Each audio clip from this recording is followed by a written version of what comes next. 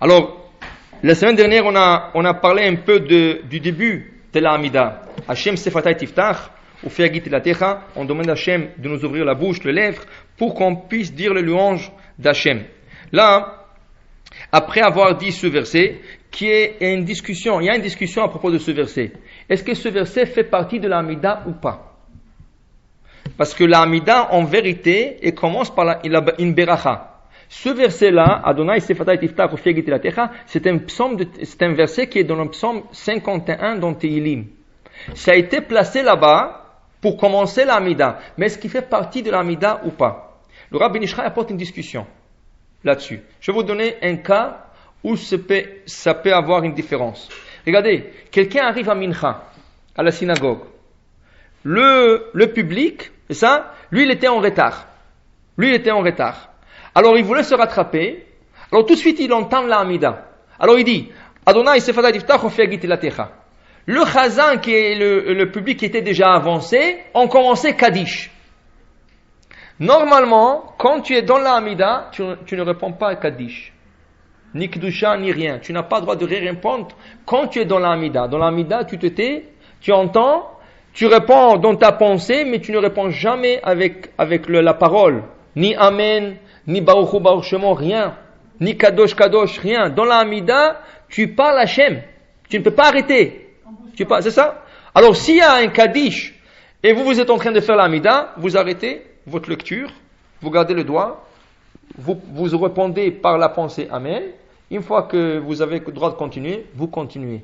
Alors quelqu'un qui est venu, dit le Rav Ben Ishraï est venu, il a dit Hashem sefatay tiftach ufiagit ilatecha. Pour commencer la Hamida, tout de suite il y avait Kaddish. Est-ce qu'on dit que lui il a commencé la Hamida, il n'a pas le droit de répondre?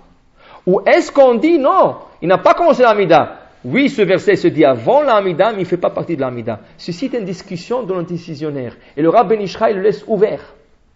Qui veut dire, il y en a qui disent, non, il n'a pas commencé la Hamida.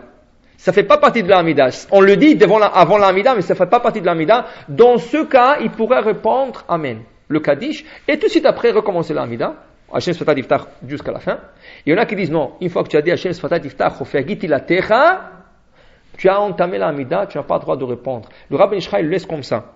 Il lui dit, tu fais ce que tu penses qui est approprié à faire dans ce moment. Mais attention, ceci rien que pour Mincha. Parce que si tu parles de Shachri, tu ne peux pas. On va pas. Il reprend, oui. Tant que vous n'avez pas fini la Hamida, vous continuez votre Hamida.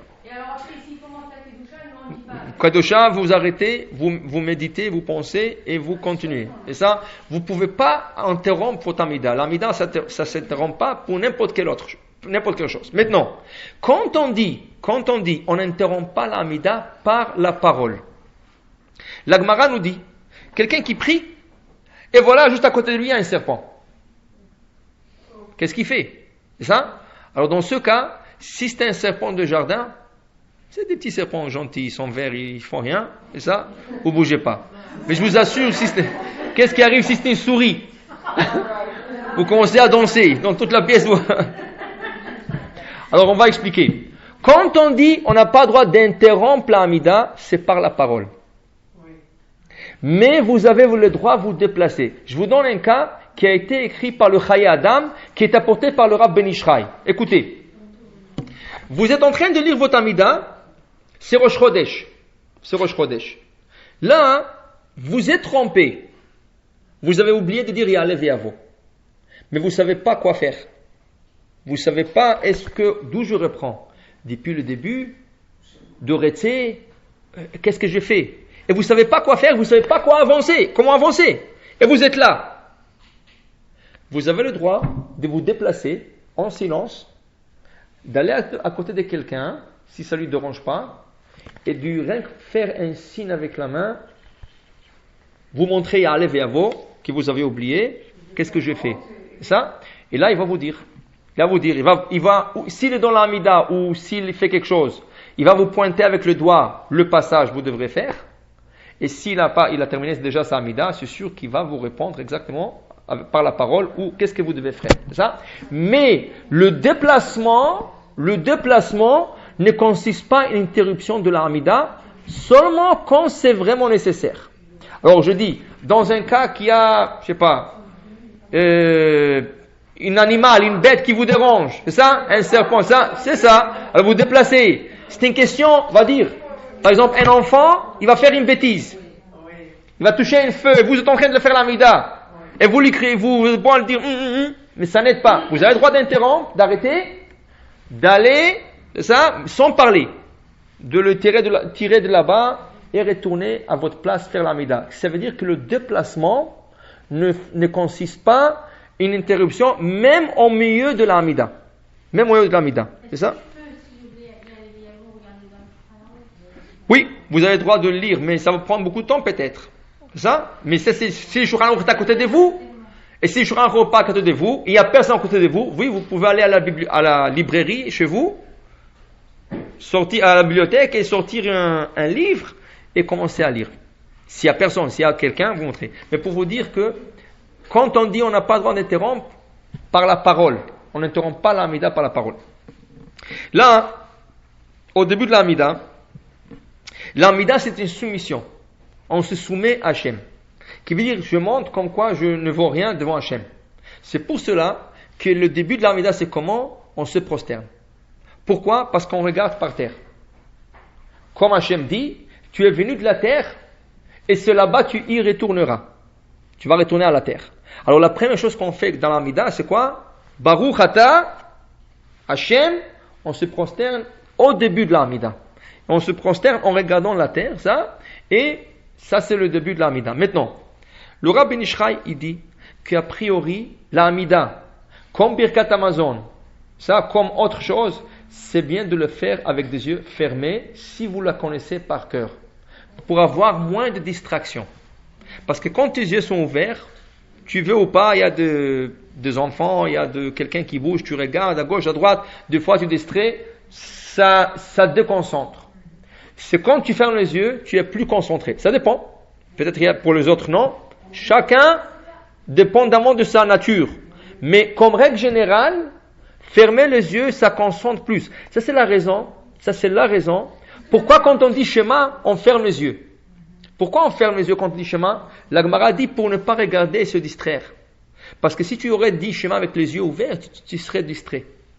Alors tu fermes les yeux et pour assurer de fermer les yeux, on met la main sur les yeux. Parce que sinon, n'importe quel bruit, il va te déconcentrer, tu vas ouvrir les yeux pour regarder. Là, tu mets la main pour assurer que tu n'ouvres pas les yeux. La même chose, quand tu fais l'amida, a priori, il vaut mieux avec les yeux fermés, mais ça encore, ça démontre que vous connaissez toute l'amida par cœur, c'est ça, vous ne trompez pas.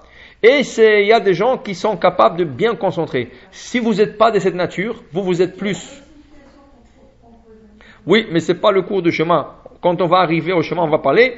Maintenant, on parle uniquement de l'amida. Pour l'amida, vaut mieux avec yeux fermés. Mais, il y a une chose que le Zohar dit.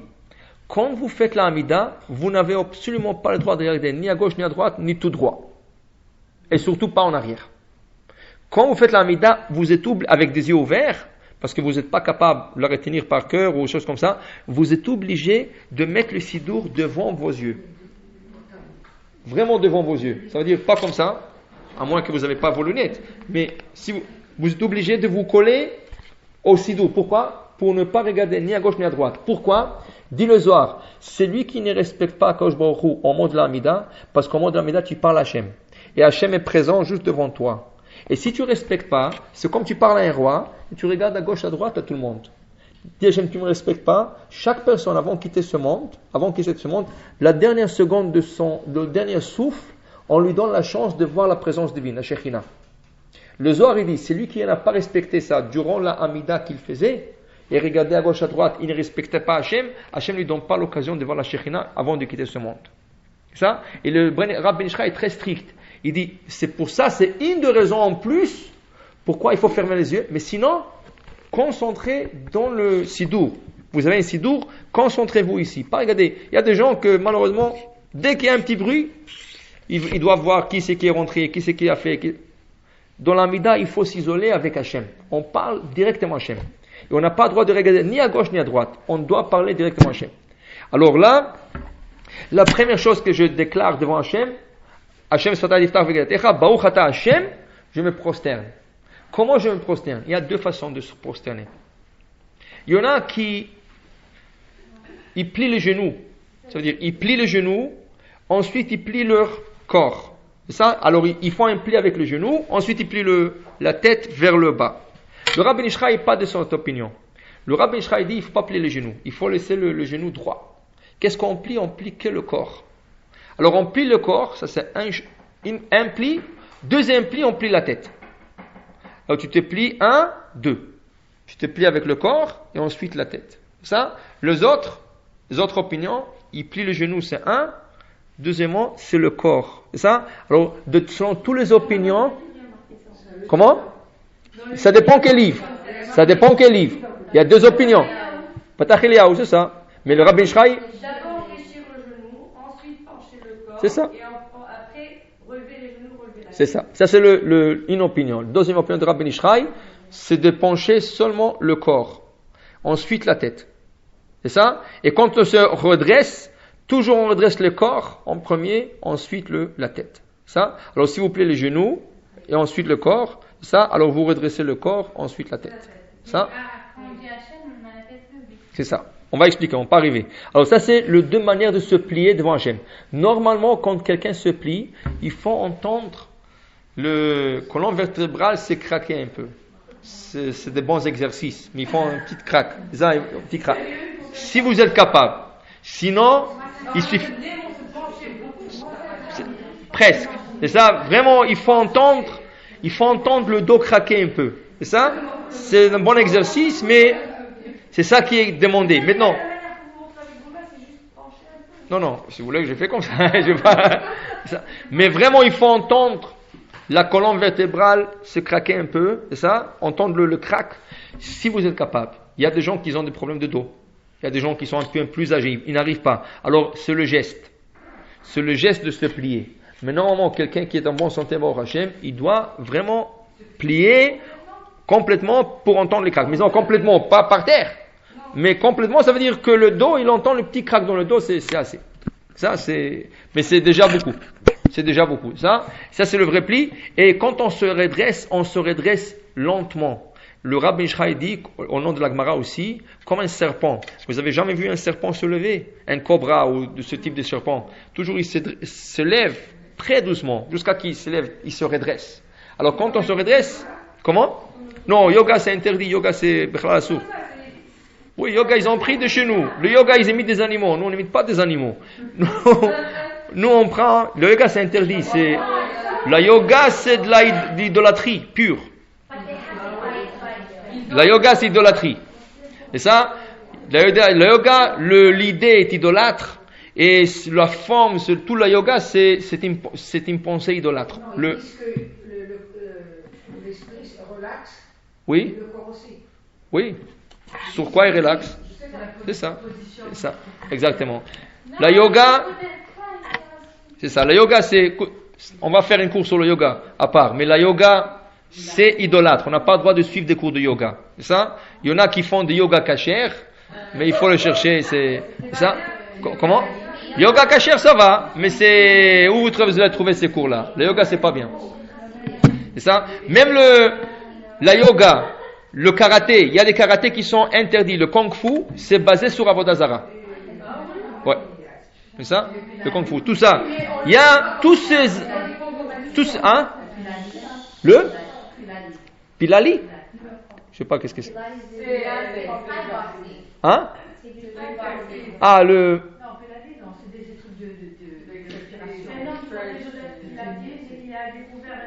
Bon, si c'est des respirations. C'est ça, ça va. Mais tout ce qui est à base chinois, c'est pas qu'on est contre le chinois, qu'est-ce que shalom, mais pour vous dire, tout ça, ça remonte à des idoles, à des idolâtries. Ça, qui a pris des formes modernes, mais l'idée est toujours là. C'est une question d'idolâtrie. C'est ça? Vous pouvez faire la yoga dans votre prière, sans faire la yoga. Et c'est une yoga 100% cachère. C'est ça? Et pourquoi? Parce que la yoga, c'est une forme de méditation. Ou une forme de, comment ils appellent ça? S'évader. C'est évasion de l'esprit. Ça? Un juif ne peut jamais évader son esprit. Shiviti Adonai l'Enegditamid. À tout moment, je dois penser sur Hachem. Je peux pas évader. Qu'est-ce que c'est s'évaser? C'est où est parti ton esprit? C'est ça? Tu n'as pas le droit. Mais tu peux faire les exercices en pensant à Hachem. Oui, mais le fait d'assister. La concentration, elle peut être adressée. C'est vrai, mais regardez, si vous assistez dans telle classe, quelqu'un vous voit. Ça, à un certain moment, vous n'êtes pas toujours capable de garder toujours cette ligne de pensée. Vous pouvez le penser pour 1 minute, mais après 5 ou 10 ou 1 heure, vous pouvez vous assurer que vous allez oublier. Alors, c'est pas conseillé de suivre des cours de yoga, à moins que vous trouviez yoga kasher, qui est très difficile, mais yoga, faites des exercices normaux. C'est ça, normal. De toute façon, pour l'Amida, on va terminer là. Alors, pour l'Amida, dès qu'on commence l'Amida, on se prosterne pour montrer une soumission à Hachem. Durant l'Amida, on aura à se prosterner 4 fois. 4 fois. Non. La Gemara dit, un homme simple se prosterne 4 fois. Au début de l'Amida, Hachem Sefata Diftach, Baruch Ata Hachem, on se prosterne. À la fin de la première bénédiction, Baruch Ata Hachem, Magen Avraham. Très important. Quand on arrive au nom d'Hachem, on doit se redresser déjà. C'est écrit Hachem Zokef Kifufim. Alors quand on dit qu'il faut se prosterner, c'est quand on dit Baruch. Baruch Ata, Hachem, on se redresse. On se redresse déjà. Pour dire le nom d'Hachem, c'est après qu'on est déjà redressé. On dit le nom d'Hachem. Pourquoi? Parce qu'on dit Hachem Zokef Kifufim. Hachem redresse tout celui qui est penché. Alors il faut se redresser pour dire le nom d'Hachem. Ça, quand on dit se redresser, pas complètement la tête pour ne pas avoir de l'orgueil, la tête reste toujours un peu avec le regard vers le parterre. Maintenant, on va se prosterner 4 fois. Au début de l'Amida, à la fin de la première bénédiction Magen Avraham, Retse, ça, et Modim Anachnu Lach, et Baruch Ata Hashem, Atov Shimcha Ulcha Na'e Leodot. Ces 4 prosternations sont obligatoires dans l'Amida. Comment? Non. Modim, Atov Shilcha Ulcha Na'e Leodot. C'est ça? C'est la fin de Modim. Atov Shimcha, Baruch Ata Hashem, Atov Shimcha Ulcha Na'e Leodot. C'est la 4e fois qu'on se prosterne dans l'Amida. Ça, c'est les 4 obligations de se prosterner dans l'Amida. Il y a des raisons, on ne va pas rentrer dans le détail. Alors encore, au début de l'Amida, Baruch Ata Hashem, à la fin de la première bénédiction, Magen Avraham, Baruch Ata Hashem, Magen Avraham, Modim Anachnu Lach, on se prosterne, Baruch Ata Hashem, Atov Shimcha Ulcha Na'e Leodot. Ça, c'est la 4e fois où on va se prosterner dans l'Amida. Un Kohen Gadol dans le temple, lui, s'est prosterné à chaque bénédiction. Plus que tu es grand, plus que tu dois montrer une soumission vers Hachem. Parce que tu peux avoir plus de l'orgueil. Alors le Kohen Gadol, le grand prêtre d'Israël, lui s'est prosterné à la fin de chaque bénédiction. Magen Avraham, Mechaim Eti, Ma'el HaKadosh, Atachon Adat, il lui s'est prosterné. Non, vous n'êtes pas Kohen Gadol. Rien que le Kohen Gadol, on n'a pas le droit d'ajouter sur ce qui a été instauré. C'est un péché. On n'a pas le droit d'ajouter. Alors ils ont instauré 4, c'est pas plus que 4. Parce que sinon vous montrez que vous êtes Kohen Gadol. Le roi d'Israël, lui s'est prosterné au début, mais lui s'est prosterné par terre, il se levait plus jusqu'à la fin de l'Amida. Le roi, lui il disait Baruch Ata Hashem, il se mettait par terre et restait par terre jusqu'à la fin de l'Amida. C'est Shalom Mimromav. C'est le roi d'Israël. Alors on n'est pas des rois pour le moment, pas Kohen Gadol. Alors on restait sur Am Israël. Am Israël, c'est 4 fois dans l'Amida, pas plus que ça. On sait Shalom, c'est pas se prosterner, on va expliquer. Quand on va arriver au Shalom, mais c'est une autre forme. Mais la prosternation comme telle, 2 fois en avant se redresser, c'est 4 fois durant l'Amida. Première bracha, au début de l'Amida, Magen Avraham, Modim, Atov, Shimcha, Ulchan, pas plus que ça. Le reste, on va parler la prochaine fois.